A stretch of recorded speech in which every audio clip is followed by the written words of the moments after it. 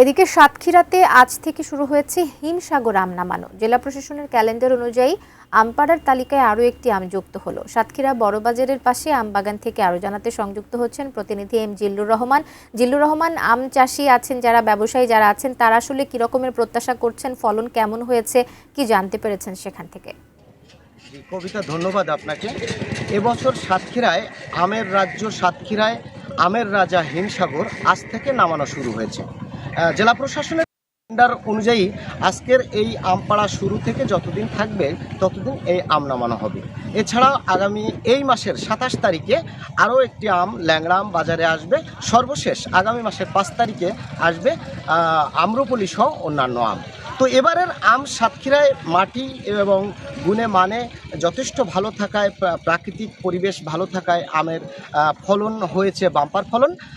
সার্বিক বিষয়ে আমরা আসলে কথা বলবো এসব নিয়েই, যে আসলে কেন সাতক্ষীরায় যেভাবে আম চাষ হচ্ছে, এই আমে মোট আমের 60% হিমসাগর আম, তাহলে কেন আমরা জিআই পণ্য পাচ্ছি না? সেই ক্ষেত্রে আমাদের ব্যর্থতাটা কোথায়?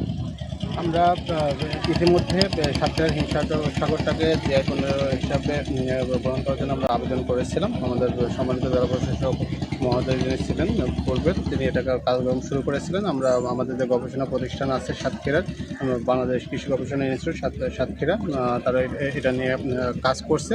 আমরা আশা করছি যে আমাদের রাজশাহী যে ক্ষীরসাগর, হিমসাগরের কাছাকাছি যে আমটা, সেটা জিআই পণ্য হিসাবে ঘোষণা করছে। আমরা সাতক্ষীরা যে হিমসাগর আছে, আপনারা জানেন যে বাংলাদেশের মধ্যে সবচেয়ে সুস্বাদু আম যেটা হিমসাগর, এটা সাতক্ষীরা থেকে প্রথম আসা শুরু হয়েছে এবং শুধু দেশে নয়, বিশ্বে কিন্তু এটার চাহিদা রয়েছে। আমরা যে রপ্তানি করি তার 90% আম এই সাতক্ষীরার হিমসাগরটা, এবং সাতক্ষীরার যে মোট আম চাষ হয় তার 70% আম এই হিমসাগর।